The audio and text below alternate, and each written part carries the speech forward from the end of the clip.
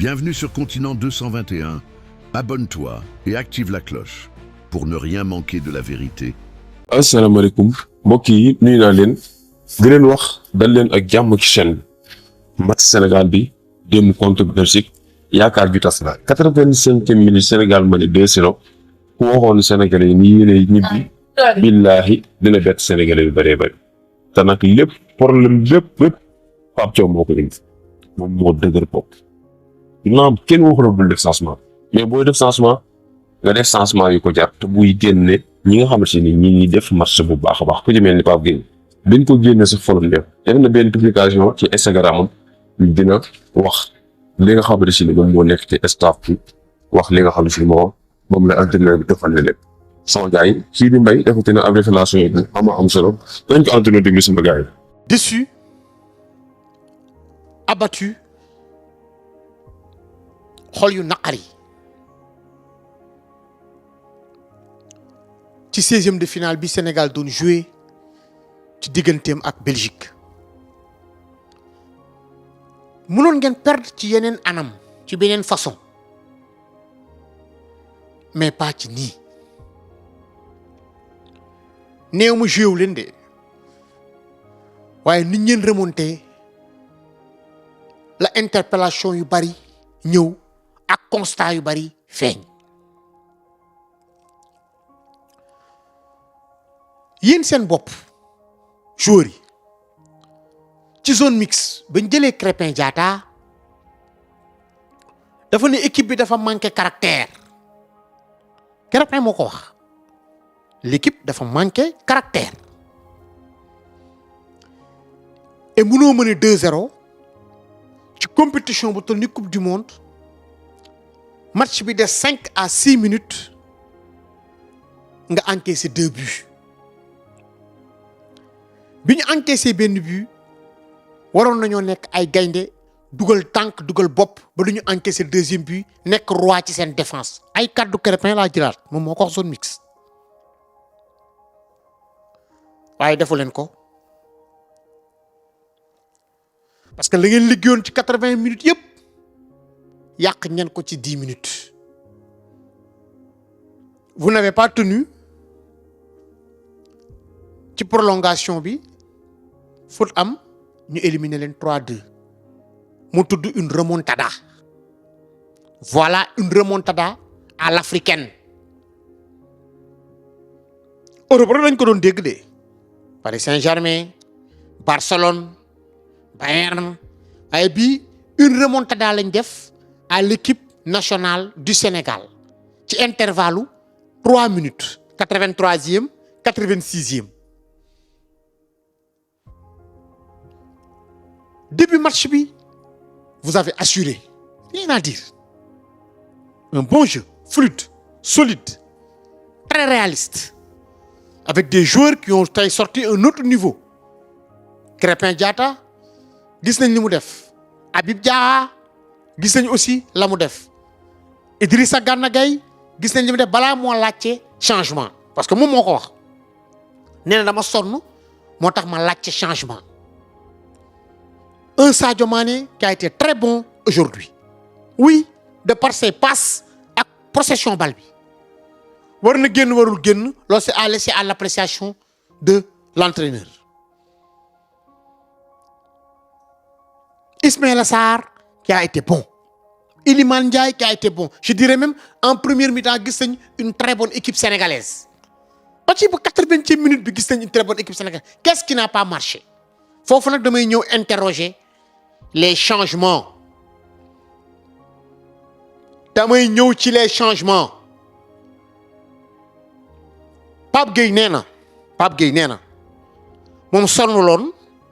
li tax ñu génne ko moom loolu la xamul bañ na ko ba sax gis ngeen post bi nga xamante ne def na ko Instagram nee na dina ñëw ci élimination bi day jël une pause tant que staff bi mu ngi fi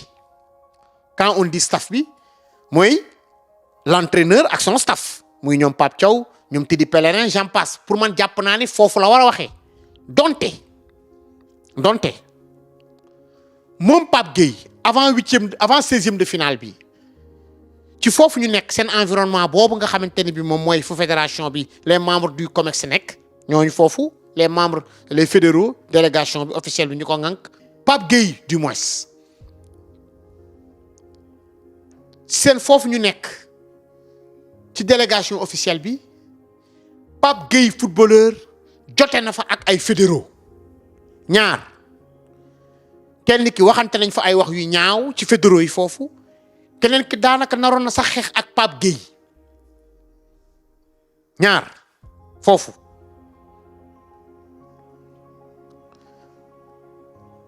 amaana su génnee moom Pape Gueye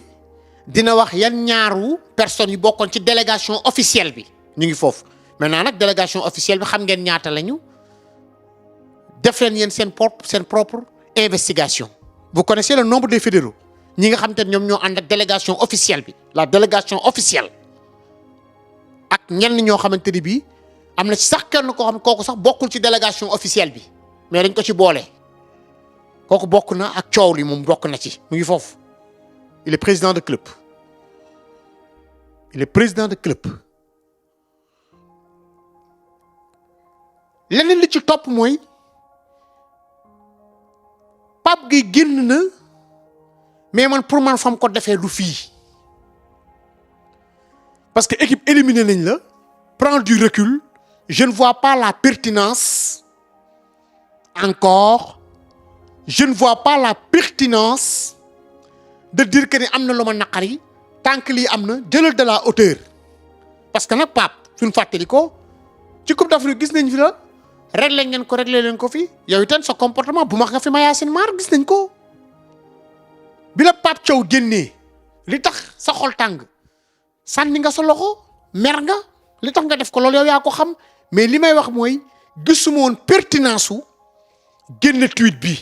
mënoon nga jël tuuti de la hauteur mer nga nag kon donc déballage dina am foofu mooy y a un problème loolu nag damay indi ci environnement wu fédération sénégalaise de football wala bokk ci lii ñu indi ci coupe du monde bi bañ jëlee coupe d'Afrique des nations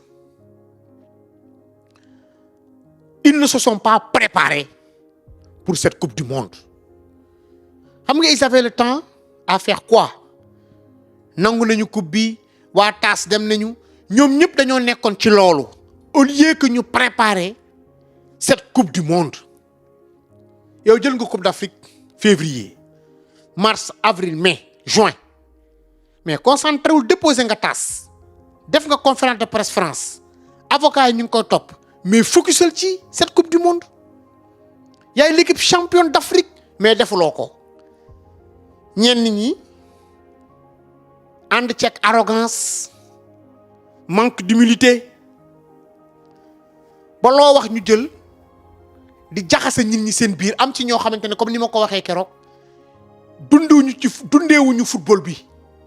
ñoom ñooy dundal football bi mais am na ñoo xamante ne dañuy dund ci football bi ils vivent du football mais ils ne servent pas le football ça fait mal yemuñu ca man maa war a ànd ak équipe bi man maa war a dugg fii keroog ma ne ko dafa am ku budee tey bi may def avant match bi ci stade Seattle bi ma tombé ci Yaya Baldé moom moo ma wax ci gémmiñam moom Yaya Baldé que ni maître Pape Sidi Lo nee na dina la porter plainte ma ne ko ah bon mu ne ma waaw mu ne ma jotagoo sa plainte bi ma ne ko maa ngi koy xaar maa ngi xaar plainte bi ndax le fait que ma ne dafa budee ci déplacement boobu nga xamante ne daf ko waroon def Toronto yéen nit ñi di leen xaar ci résultat nit ñi di leen xaar ci environnement wu fédération ñu assainir ko teg xale yi dans de bonnes conditions nit ñi xaaruñ leen ci xuloog ay joueurs amu leen dara loo leen di def nga naan da ngeen di devez déposer une plainte parce que y a des affaires derrière yoo xamante ne bii dañuy sant ay nit pour ñu régler ko man kan moo may sant ma régler dara soo jotee ak nit ki dama nga jotee ak moom ça n'a absolument rien à voir ak li ñuy wax man ci football laay wax si tu as des problèmes personnels ak nit da ngay dem nga régler ji ko fa nga ko war dem régler ji manque d'humilité de certains ci fédération bi causé na lu bare ci échec bi dama leen koy waxaat nag moomu leen ko dañ leen dénk et liñ leen dénk jàpp naa ni su ngeen paree nii sax ci coupe du monde bi dañ ko war a saytu dañ ko war a xool on doit faire un bilan parce que dañoo échec mooy remporter coupe d'Afrique luñ ko Pape Thiaw luñ ko waxoon mooy mu bokk ci carré d'as bi mu toog 16e de finale da ngeen échec loolu c'est une parenthèse maintenant nag Yaya man moo ma ko apprendre Yaya man moo ma ko wax Yaya Baldé bu Kolda moo ma wax ne ma que ni maître Pape Sidi Lo mu ngi préparé benn plainte contre man maa ngi koy xaar Sénégalais yi loolu c'était une information bu may partagé ak yéen pour su ngeen ko gisee bu mu leen bett leneen la ca topp mooy lan moo causé cet échec bañ defaree liste bi équipe nationale bañ defaree la liste bañ génnee la liste des 28 joueurs avant même que ñuy génne liste 28 joueurs yi Pape le problème fondamental de cette équipe nationale ñëpp xam ko ba ci liir yi soog a judd sax xam ni c'était la défense Pape nga têtu nga bañ a dégg nga def li la neex wala nga def li ti dégguma mooy duma ko def ñëpp ñëw ci la cas Malang Sarr nga ne duma ko def j'ai parlé avec lui jël naa sama décision nga def une liste de 28 joueurs ñu am information ni am na ñaari joueurs yooyu wàññi Pape nga wàññi 2 défenseurs te yow foofu mooy problème bi muy Moustapha Mbow ak Ilaay Kamara Moustapha Mbow di jouer axe woowoo Malang Sarr donte il avait sa place dans cette équipe nationale Malang Sarr dafa amoon place am fii parce que nag ci compétition Sénégal musul encaissé ce nombre de buts coupe du monde musuñu encaissé nombre de buts coupe du monde lu toll nii match préparation yi nga xamante ni sax def nañ njëkk nañ ko jouer États-Unis 3 nga jël mais Pape nga ne stop nga xool nga ne xooloo da ngay dem France ñoo joxaat la 3 Norvège ñoo joxaat la 3 Belgique ñoo joxaat la 3 gagné Irak mais gagnoo une foudre de guerre l'équipe la plus faible du groupe nga gagné à 10 néew ma amu leen mérite mais à 10 c'est important de le souligner parce que le problème fondamental de cette équipe nationale Pape moo nekk la défense parce que tu ne peux pas ne pas convoquer Malang Sarr wàññi Moustapha Mbow en pleine compétition nga teg un joueur boo xamante ni moom ci boppam il a reconnu que ni jàppul moom ci boppam moo ko wax physiquement choisiroo ko 3e match nga teg Ablaye Seck ba tey yaa ngi nekk ci ay tergiversation parce que tey su la wóoroon ni Ablaye Seck moom mooy sa joueur kon di nga ko indi ci match bi nga dem indi un milieu de terrain koo xamante ni da nga ko convoqué comme milieu de terrain muy partie 6 nga indi ko mu jouer l'axe kon donc yow juumal nga sa bopp tu as préféré laisser des défenseurs de métier seen ay club pour je ne sais pas quelle raison indi un milieu de terrain défensif ne ko kaay ma jox la sama axe kon Pape yaa juumal sa bopp néew ma nag partie 6 n'a pas fait un bon match waxuma ko waaye man ci li ma waxoon mooy jël un milieu de terrain type teg ko mu jouer milieu de terrain ci postam jël un défenseur type teg ko mu jouer ci poste défense am waaye léegi loolu weesu na waxatuma sax ci choix yi loolu weesu na waaye mais yow yaa ngi mëni ba à la 83e minute ay la yéwén 10 minutes nga téye ko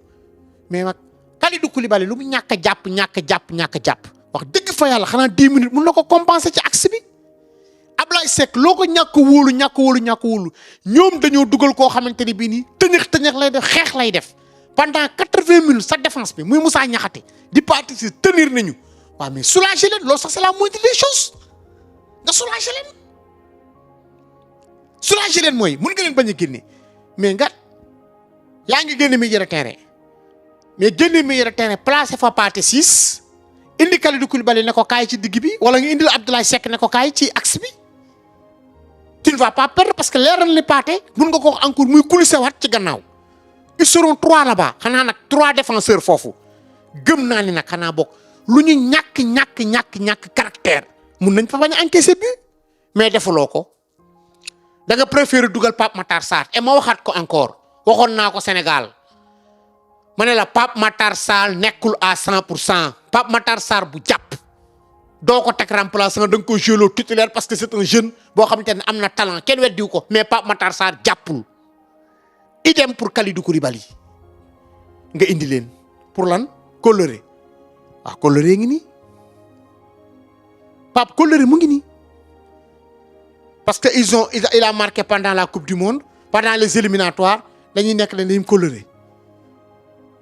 Pape mënoon nga dugg dans l'histoire parce que tey am na loo doon perdre contre Belgique coow li mun na bañ a bari mais fii erreur de coaching moo fi feeñ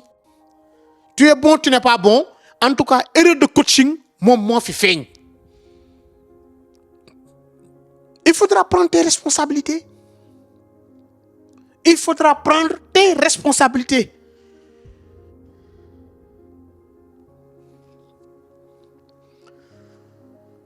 keroog ma wax ko ne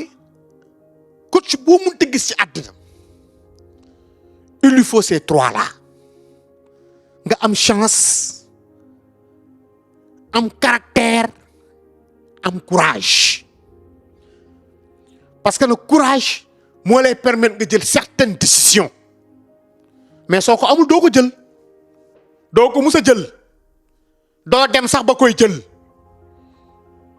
parce que ñeme woo koo def je parle en général et quand les anciens on a écouté Idrissa Gana Gueye je suis en phase ak moom parce que Idrissa Gana Gueye magal nañ ko en 2024 Côte d'Ivoire parce que nag da ngay interroger démb pour mun a wax tey magal nañ ko en 2024 boobu fekk na ñoom Pape Matar Sarr ñoom Lamine Camara ñu ngi joué bañ ko indee en 2026 bii fii ci Maroc. C'est eux qui nous ont donné cette Coupe d'Afrique des Nations muy mag ñi naan tey ces anciens dañoo war a dem anciens yi booy mënuñ leen de anciens yi booy ñu teg mënuñ leen di ma ne booy mën nañoo indi vivacité mais mënuñu leen et li ci kanam raw li gët et yàlla bu ma am raison encore une fois yàlla bu ma am raison parce que mënuñoo teg booy yi moo xam muy Lamine Camara moo xam muy Pape Matar Sarr te indi luñ soxla. te indi la ñuy soxla ñeem ak leen moo xam muy Edouard Mendy moo xam muy Kalidou Koulibaly bu jàpp moo xam je précise bu jàpp moo xam muy Idrissa Gana Gueye moo xam muy Sadio Mané di Krépin Diatta di Ismaïla Sarr ñooñu c'est eux qui portent cette équipe nationale du Sénégal ndax ils vont arrêter ou pas Sadio l'a dit ndax Edouard day dem ou pas xamuma ndax Kalidou Koulibaly day dem ou pas xamuma ndax Gana dem ou pas buñ ko laajee nee na c'est pas le moment mu ciy wax parce que détete la munu ci wax moom ndax day dem u day toog Ismaïla Sarr day dem u demul xamuma waaye ñoom ñëpp de suñ demee ñu dénk suñu équipe bi booy yi ça sera très compliqué ils ont du talent nag mais est-ce qu'ils ont le caractère loolu mooy la question qui se pose am nañu talent mais est-ce que am nañu caractère am na ay quelques jeunes yoo xamante ne bii gis nañ ci ñoom dara j'ai bien aimé le match de Bara Sapoko bu mu duggee et pourtant ña ma toogal ña ma dend maa ngi naan Pape de man de si j'étais à sa place su may dem bay génne Habib Diarra wala Pape Gueye mi je mettrais plutôt Bara Sapoko parce que booy bi dafay indi percussion et day xeex Pape defu ko indi Pape Matar Sarr et pourtant lu ne wax naa ko. dama bëgg ngeen interroger émission yi nga xamante ne doon naa ko def lu nekk wax naa ko mais Pape def lu ko neex man xaw ma ndax adjoint mi ñoom dañuy wax ak moom ou bien ndax ñoom ñëpp ñoo yem kon donc nag y a danger su fekkee ñoom ñëpp ñoo yem ci banc boobu y a problème y a problème.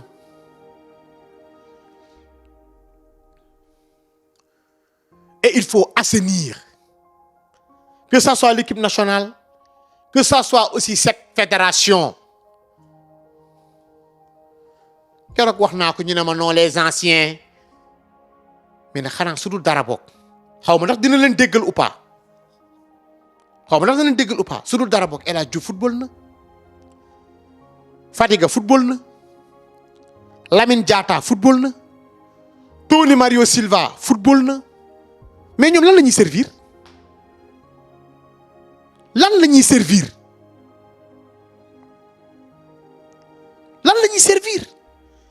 parce que amatul ay non y a 4 mois 5 mois joxoon nañu Coupe d'Afrique des Nations kon bu ñu dem Coupe du Monde football moom moo ànd ak ay exigences yow mi ko gagné tey mun nañu ne nga bàyyi suba jàmm Ronald Koeman a ngi nii amul luñ ko dul wax ak Hollande parce que dañoo jàpp ni waroon na mun a gagné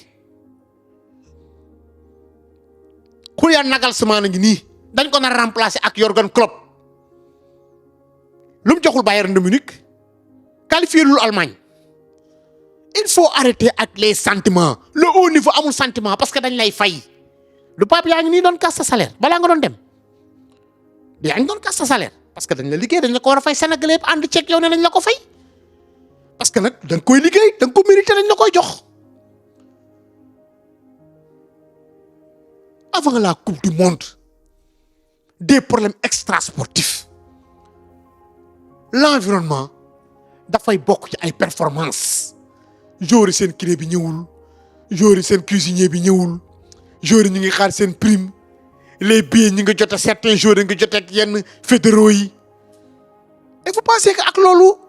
manque de professionnalisme boobu on allait remporter quelque chose fii c'est le haut niveau de li nga mën a am Afrique di camlangal ba yegg bokkut ak Coupe du Monde c'est le rendez-vous des grands la et des structures professionnelles war ngeen xoolaat seen bopp nag ci seetu yéen ñi nga xam ne lañ dénk football bi moomu leen ko de en commençant ci président Ablaye Fall ba ci gën a tuuti moomu leen ko dañ leen dénk et ñi leen dénk dañoo yaakaar ni yéen war ngeen ko mën a mottali war ngeen ko mën a matale waaye nag à ce rythme et ñu ngi jëm mois de septembre ci éliminatoire coupe d'Afrique équipe championne d'Afrique toog 16e de finale nous sommes la risée de l'Afrique parce que ñëpp benn pièce bi ñu tegoon wax naa ko ci Sénégal lañ ko tegoon parce que ñun normalement évidemment et logiquement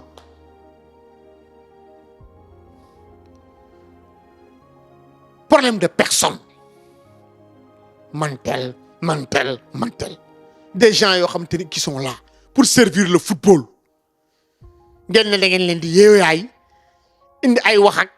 pour ñoo xamante ni bii nii dañuy ñaan seen ay intérêt crypto personnel fa teg et loolu dafay répercuter wu ci résultat yi y a rien d'autre. Pape, tu dois prendre tes responsabilités. Qu'est-ce que tu vas faire? Je ne sais pas. Qu'est-ce que la fédération va décider? Je ne sais pas. Mais le Sénégal ne mérite pas ça. Cette humiliation, Sénégal mérite ko. Cette humiliation, Sénégal mérite ko. kàddu yu am solo yooyu la Mbaye Sène daal di yëkkati te lii mu yëkkati kenn mënul taxaw dingat wala ngay wax ni Mbaye Sène li mu wax waru ko wax vérité la wax li mu wax lépp dafa am kon sama gars yi képp koo xam ne déglu na vidéo bi rek dafa aajowoo nga partage ko yaatal ko ba Sénégal yëpp jot ci ba Diomaye jotaale si ngir mën a raxas fédération sénégalaise bi ndax dafa jot sëkk ñu raxas ko raxasaale lépp internet beeg lépp rek dinaa di koy raxas ndax Sénégal équipe bu baax la yaa ngi mëne 85e minute 6 minutes nga mënoon a tenir nga xoole ba ñu remonter daal loolu c'est honte lu doy waar kon sama gars yi wax leen seen affaire ci commentaire yi jaa ngeen jëf beneen vidéo